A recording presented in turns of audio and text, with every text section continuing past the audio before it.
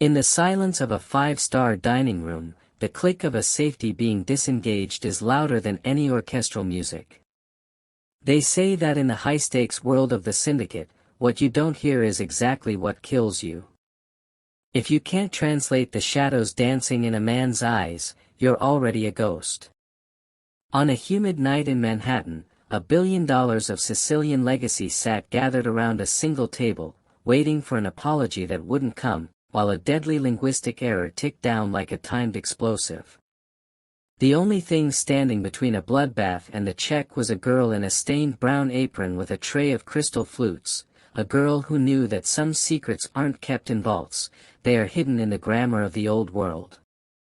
This is the story of how Elena Voss didn't just take an order, she rewrote the fate of an empire. The atmosphere inside Lumiere was typically a blend of expensive saffron and aged oak, but tonight, the air was heavy with the metallic tang of cold dread. It was 8:45 p.m. on a Friday. The restaurant was the kind of place where a side dish cost more than a month of health insurance and the waiters were trained to be as silent as the marble statues in the lobby. Elena Voss adjusted the collar of her white shirt, her fingers trembling slightly as she polished a smudge off a silver spoon.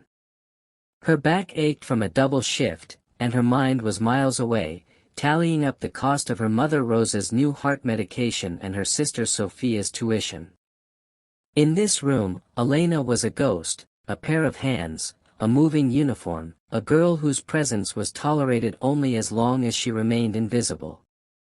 "Table 9 is going to be the end of us," Marco, the head waiter, hissed as he passed her. He was white as a sheet, his bow tie crooked. "He's going to burn this place down with us inside it." Elena looked toward the back corner, the secluded booth draped in shadows. 6 men occupied the space. Most were hulking figures with scarred knuckles and suits that looked like armor, their eyes scanning the room with predatory hunger. But they weren't the source of the vacuum in the room. That power belonged to the man at the head of the table. Alessio Romano didn't look like a criminal, he looked like a king in exile. At 32, he possessed a terrifying, controlled stillness. His dark hair was slicked back, and light stubble dusted a jawline that looked sharp enough to cut glass. Visible tattoos crept up his neck and across the backs of his hands, disappearing under the sleeves of a bespoke midnight blue suit. He wasn't eating. He wasn't drinking. He was simply leaning forward, his gaze fixed on the restaurant's owner, Vitali, with an expression that was calm, dominant, and utterly lethal. Alessio was a name whispered in the back alleys of Palermo and the boardrooms of Wall Street, the rumored heir to the Romano syndicate. To the world, he was a construction mogul. To the men in that room, he was the law. "I do not think you understand, Vitali," Alessio said, his voice a low, melodic growl that made the hair on Elena's neck stand up. He spoke in a dialect so ancient, so specific to the mountain villages of Sicily, that the owner's face went blank with confusion. Vitali gave a nervous laugh, a mistake that caused the man to Alessio's left to reach slowly into his jacket. Elena froze. She recognized that word. It wasn't a request for a different wine. It was a declaration of a blood debt. If this story pulled you in for even a second, kindly support me with likes, comments and also subscribe. It means the world to me. Vitali's nervous chuckle died in his throat as the air in the alcove turned glacial. To the untrained ear, Alessio's words had sounded like a request for a vintage wine, but Elena heard the jagged edge of the mountain dialect, a dialect that didn't just ask for a drink, but demanded a tribute of respect that Vitali was unknowingly refusing. Alessio's hand, marked with the tattoo of a black briar across his knuckles, drummed a slow, rhythmic beat against the white linen. It was the sound of a countdown. The man to Alessio's left, a wall of muscle named Matteo, shifted his weight. His hand didn't move fast, it moved with the terrifying deliberation of someone who had done this 1,000 times. He reached into the shadow of his blazer, his eyes fixed on Vitali's sweating forehead. Elena didn't think. If she had thought about the debt, her mother's failing heart, or the sheer lethality of the men at table 9, she would have stayed frozen in the service station. Instead, she moved. Her heels clicked sharply against the hardwood as she broke the invisible barrier between the staff and the gods of the underworld. "Forgive the intrusion, Excellency," Elena said, her voice steady despite the hammer of her heart. She didn't speak the polished Italian taught in Manhattan language schools. She spoke the mountain's echo, the Sicilian dialect of the Corleonese heights. It was a language of thorns and honor, a tongue that had been forbidden in her own home because her grandmother, Nina, said it attracted the wrong kind of spirits. Matteo's hand paused, the grip of a sleek semi-automatic visible beneath his silk lining. Alessio's eyes, previously as flat and cold as obsidian, flickered. He turned his head slowly, his gaze raking over Elena's neat dark hair, her brown apron, and finally, the fierce, nervous confidence in her eyes.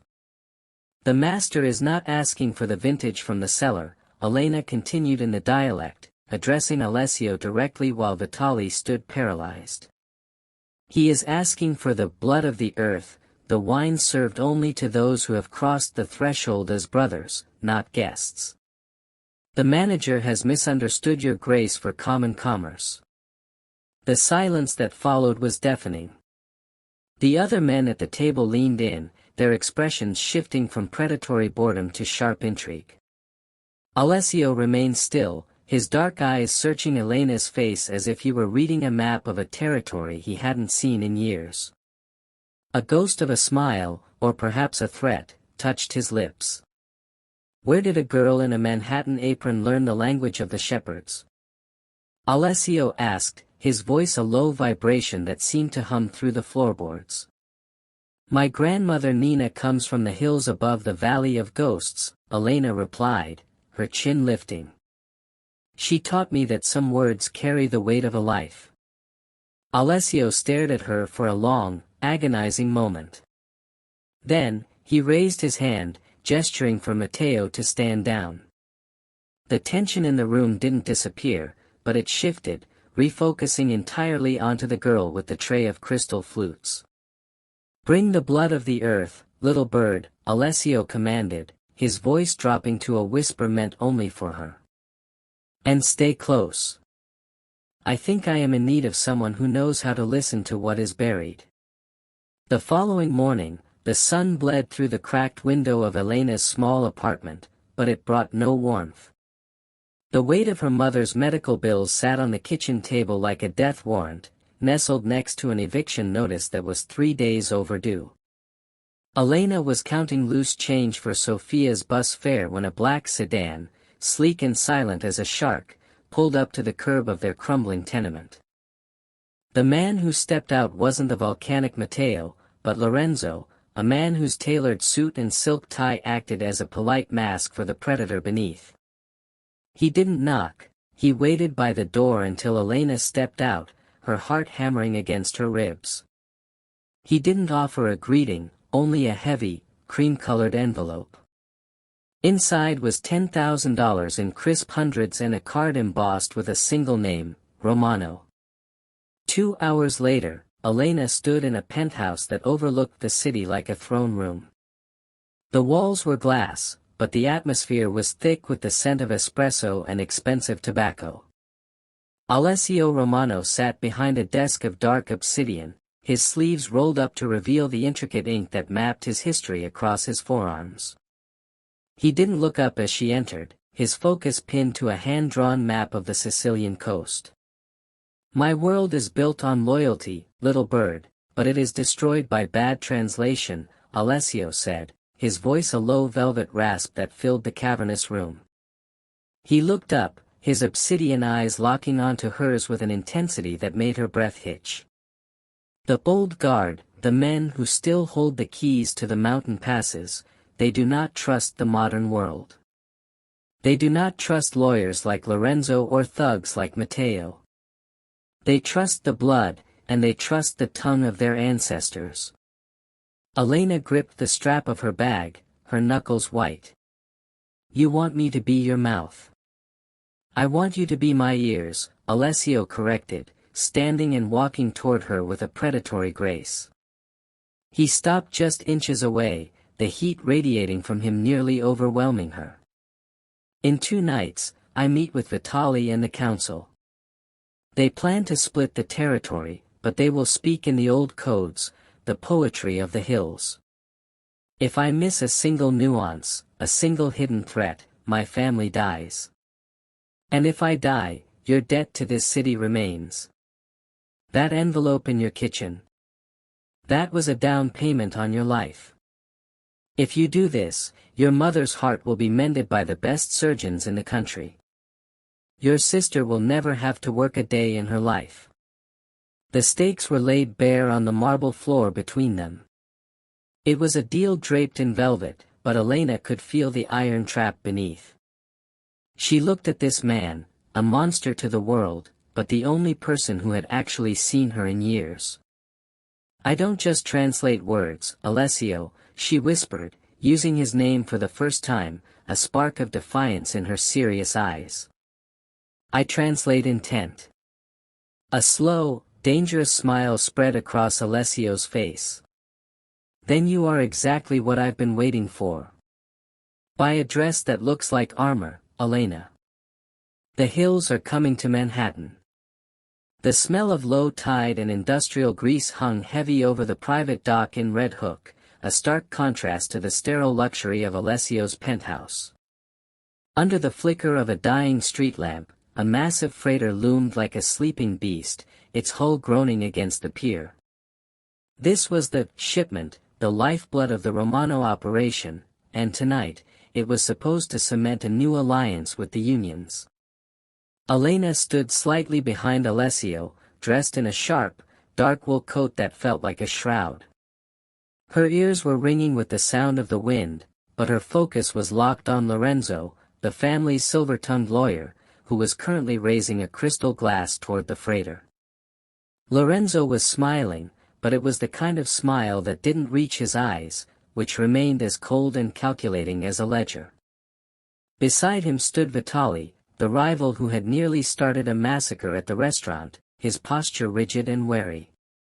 To the prosperity of the Romano name, Lorenzo toasted, his voice projecting over the lapping water. May this cargo bring the peace of the Silent Valley to all our houses.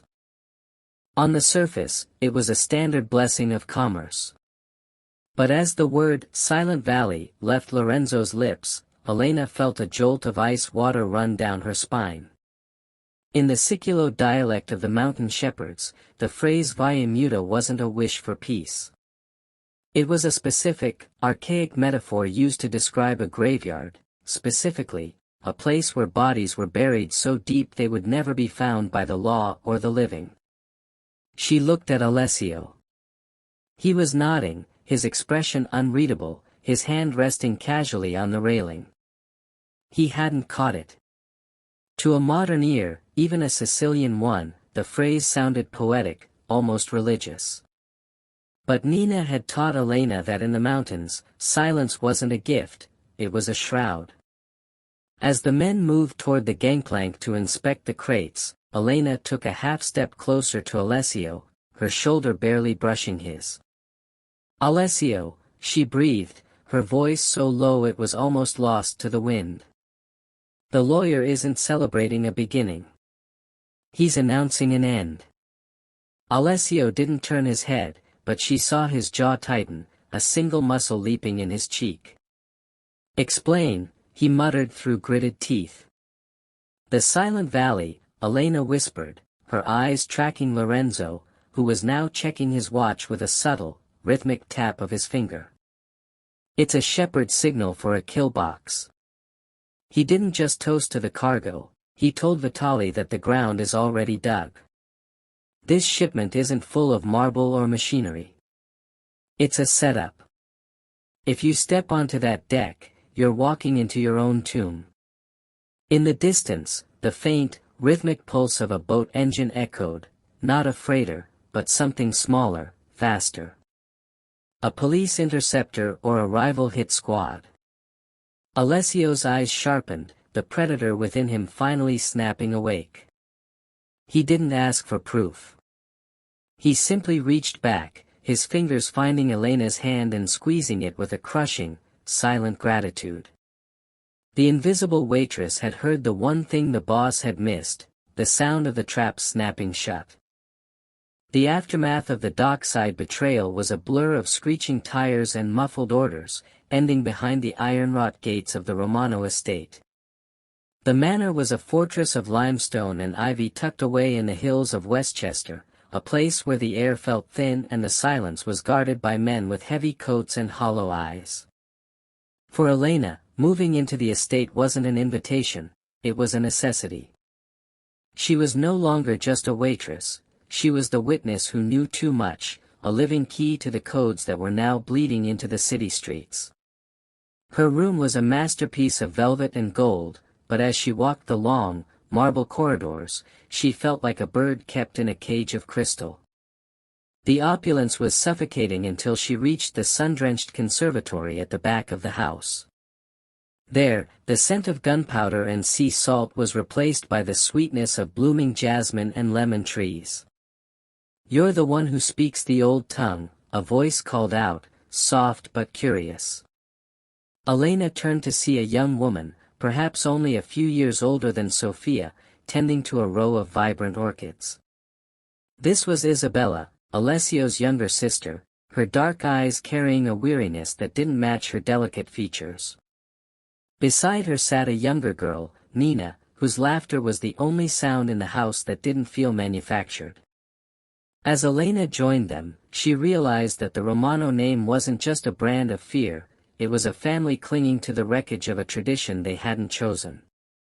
Isabella spoke of their childhood in the mountains, of a father who was a shadow and a brother, Alessio, who had traded his soul to keep the wolves away from their door.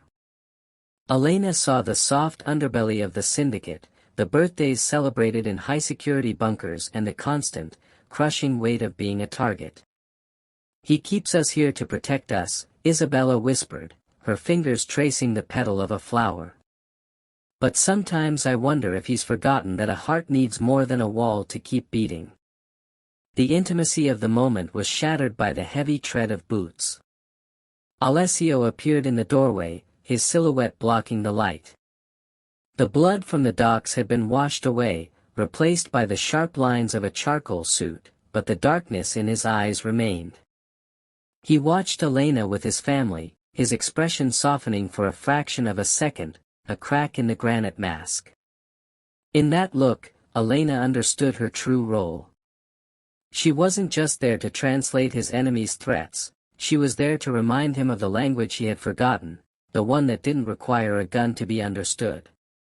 She was in a gilded cage, yes, but for the first time, she realized she wasn't the only one trapped. The peace of the estate was shattered at 3 a.m. by the frantic roar of an engine and the scream of tires against the gravel driveway. Elena was awake before the first door slammed, the intuition she had honed in the late-night shifts of Manhattan now screaming of disaster. When she reached the foyer, the air was thick with the smell of burnt rubber and the copper tang of fresh blood. Alessio was slumped against the marble banister, his midnight blue suit jacket shredded and soaked a terrifying shade of black. "Matteo, get the doctor!" Isabella cried, her voice echoing off the high ceilings. "No doctor," Alessio gasped, his face the color of ash. His hand was clamped over his side, blood seeping through his fingers. "The hospitals are watched. The streets are closed. If a surgeon comes here, the trail leads straight to my sister's." Matteo looked at Elena, his usual predatory confidence replaced by a desperate, silent plea. He knew what she was, not just a translator, but a girl who had spent years caring for a mother whose life depended on delicate, makeshift medical care in a tenement kitchen.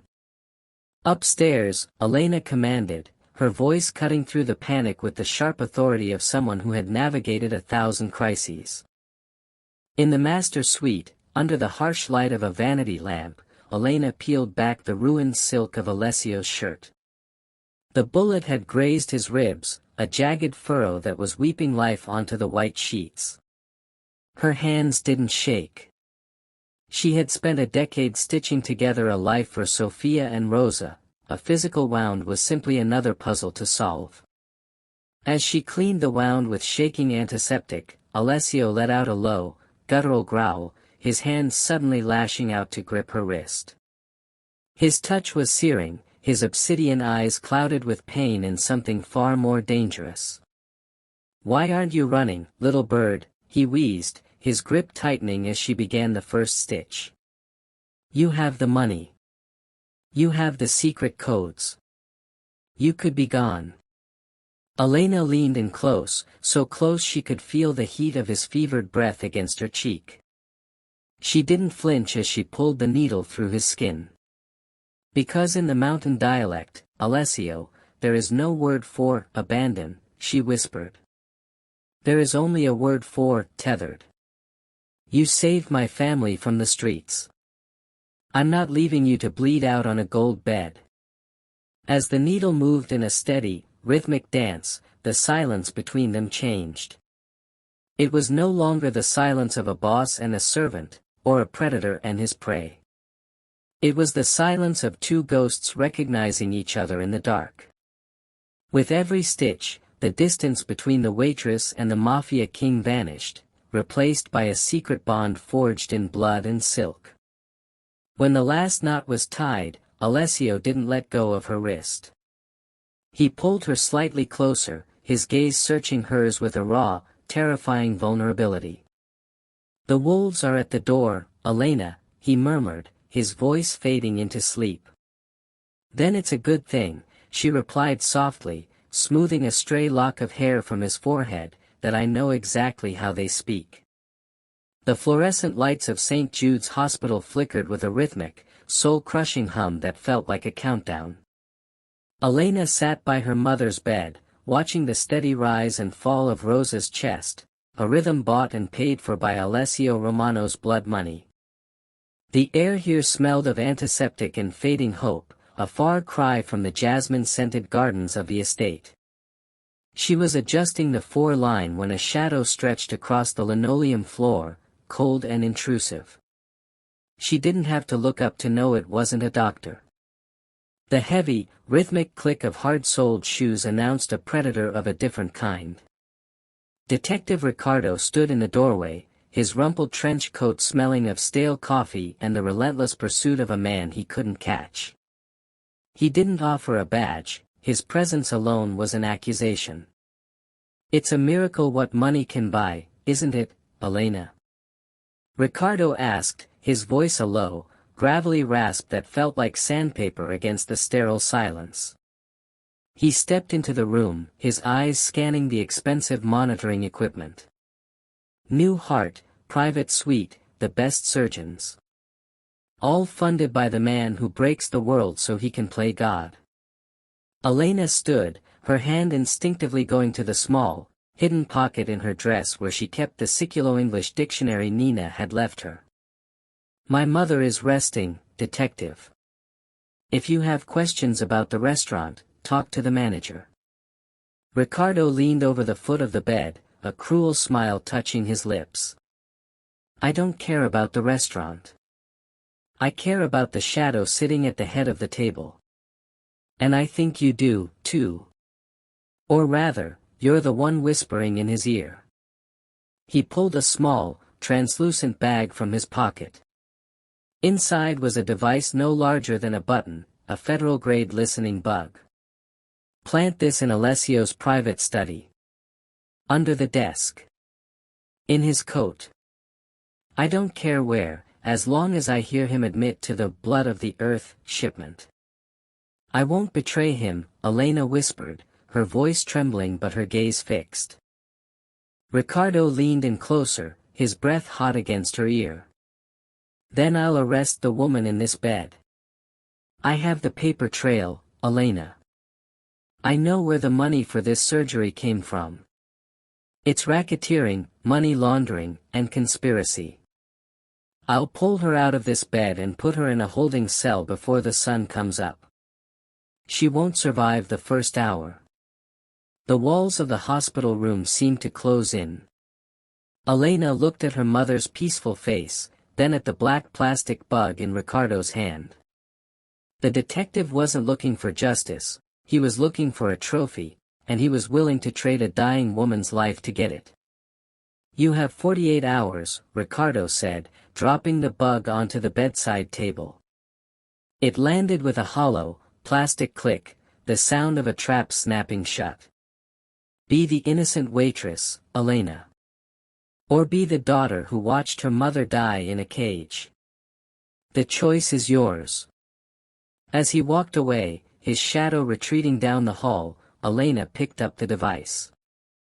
It felt heavy, a piece of lead that threatened to sink the only world she had left. She realized then that the bold guard wasn't the only enemy that spoke in riddles, the law had a dialect of its own, and it was just as lethal as the Mafia's. The grand ballroom of the Plaza Hotel was a sea of shimmering silk, crystal chandeliers, and the deceptive perfume of lilies. For Elena, the transformation was total. Gone was the stained apron and the tired ponytail, replaced by a Prada gown of midnight lace that clung to her like a second skin. Beside her, Alessio moved with the predatory grace of a man who owned the air he breathed, his hand resting possessively at the small of her back. To the governors and CEOs sipping champagne, they were the city's most intriguing power couple. To Elena, they were two targets moving through a forest of wolves. The mission was simple: listen. As they drifted through the crowd, Elena's ears were tuned not to the soaring violins, but to the rhythmic, guttural undertones of the men flanking the exits. She saw Vitali across the room, his face a mask of aristocratic boredom as he leaned in to whisper to a guard by the service entrance. Elena steered Alessio closer to a towering floral arrangement, her eyes fixed on a distant mirror to catch the reflection of Vitali's lips. She didn't need to hear the volume, she knew the shape of the mountain tongue. Vitali wasn't discussing the stock market or the charity auction. He was reciting a poem, a jagged, rural verse about the vineyard burning at midnight. In the dialect of their ancestors, a burning vineyard wasn't a tragedy of nature, it was a scorched earth signal. It meant that the harvest was over, and the land was to be cleared of all living things to make way for the new season. Alessio, she murmured, her lips barely moving as she tilted her head toward his chest, feigning a moment of intimacy. The vineyard is on fire. Alessio's body didn't stiffen, but she felt the sudden, electric tension in the muscle of his arm. He took a slow sip of his scotch, his eyes scanning the balcony. The signal? It's not an ambush outside, Elena whispered, her heart hammering against her ribs. It's the wine. Vitali just told the guards that the ash is already in the glasses. He's not going to shoot you, Alessio. He's going to watch you choke in front of the whole world. Just as she spoke, a waiter approached with a silver tray, 2 crystal flutes of vintage sparkling red held aloft. The deep crimson liquid looked like liquid rubies under the chandeliers, the very color of the blood of the earth. As Alessio reached for a glass, his eyes met Vitali's across the room. The rival boss raised his own drink in a silent, mocking salute. Elena knew that if Alessio refused, the guns would come out. If he drank, he was dead. In the split second before his fingers touched the stem, Elena intentionally stumbled, her Prada heel catching on the carpet. She collided with the waiter, sending the tray crashing to the floor. The sound of shattering glass cut through the music like a gunshot, and the ash began to eat through the white linen of the tablecloth, smoking with a corrosive hiss that no vintage should ever possess. The gala fell into a shocked silence. Elena looked up from the floor, her face a mask of innocent clumsiness, but her eyes sent a clear message to Vitali: the language of ghosts is no longer your secret. The crash of the poisoned wine was the final bell. Within seconds, the orchestrated elegance of the gala dissolved into a chaotic symphony of screaming guests and the rhythmic thud of suppressed gunfire. The vineyard was indeed burning. Vitali's men had breached the perimeter, and the strobe light of muzzle flashes turned the gold-leafed ballroom into a slaughterhouse. Alessio shoved Elena behind a marble pillar, his hand going to his side where the fresh stitches from their midnight encounter began to weep red against his white shirt. "The main exits are killboxes," Alessio hissed, his face tight with a lethal focus. He tried to draw his weapon, but a sudden stumble betrayed the severity of his reopened wound. Elena caught him, her midnight lace gown now streaked with the grit of the floor. She looked at the panicked crowd, then at the heavy, oak-paneled service door that the high society guests ignored. "Not all of them," she whispered, her voice cutting through the ringing in his ears. "The servants' passage. It leads to the old subway coal chutes. I spent 3 years hauling crates through those tunnels before I ever touched a table at Lumiere." They moved like shadows through the kitchen, dodging the terrified staff. Elena led him through a world of stainless steel and industrial steam, a world where she was the queen and he was the stranger. She found the rusted iron latch of the service elevator, bypassing the modern controls to trip the manual release her grandmother had once described in stories of the old world.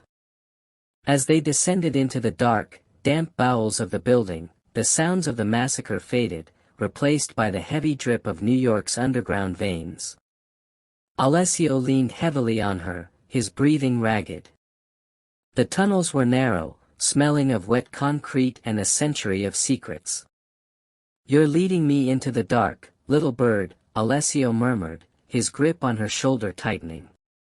"In the dark, the wolves can't see the path," Elena replied, her eyes scanning the familiar markings on the brickwork, the tally marks left by generations of invisible workers.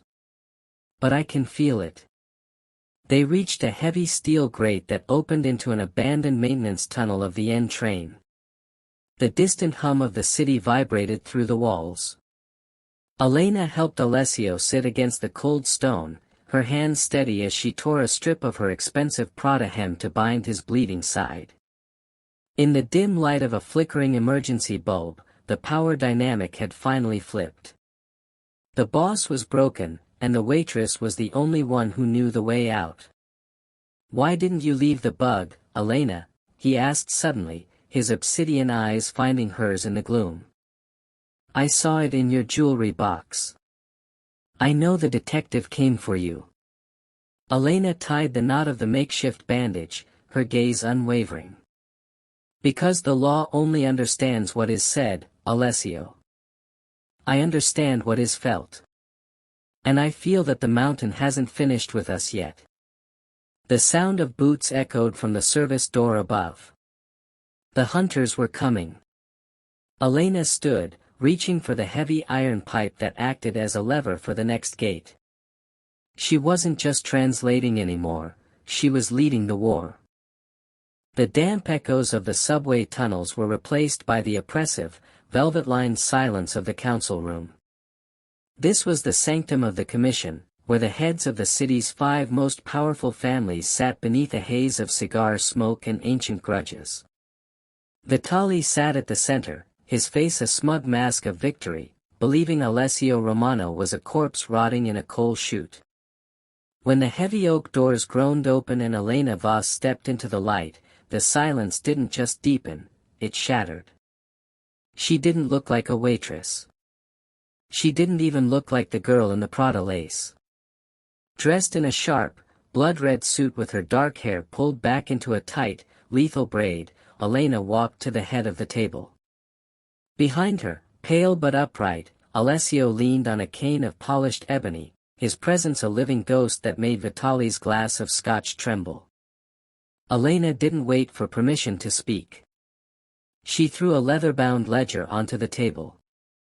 It was the Black Book of the Mountain Passes, a document she had spent the last 48 hours decoding from the cryptic rural slang of the Romano estate.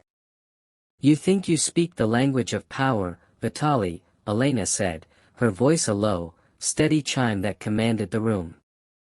She didn't use English, she spoke in the pure, aggressive Siculo of the Highlands. But you are a man who forgets that a shepherd knows his flock better than the wolf does. This ledger isn't just a record of shipments. It's a map of your betrayals. She began to read, her voice translating the archaic metaphors into a death sentence. She detailed Vitali's secret deals with the feds, his skimming from the other families, and the exact coordinates of the graves he had dug for his own allies. With every word, the other bosses at the table turned their icy gazes toward Vitali. The law came to me with a bug and a threat, Elena continued, looking directly at the elders of the commission. They wanted me to translate the Romano soul into a conviction. But I found that the law is just another dialect of greed. I chose the language of loyalty instead. Vitali lunged for his weapon, but Matteo was faster, the click of a dozen safeties echoing through the room like a single, final punctuation mark. Alessio walked forward, his hand resting on Elena's shoulder, not as a master, but as a partner.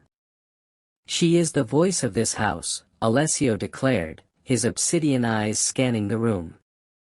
And from this day forward, the Romano name speaks through her. Vitali was dragged into the shadows of the hallway, his screams muffled by the heavy doors.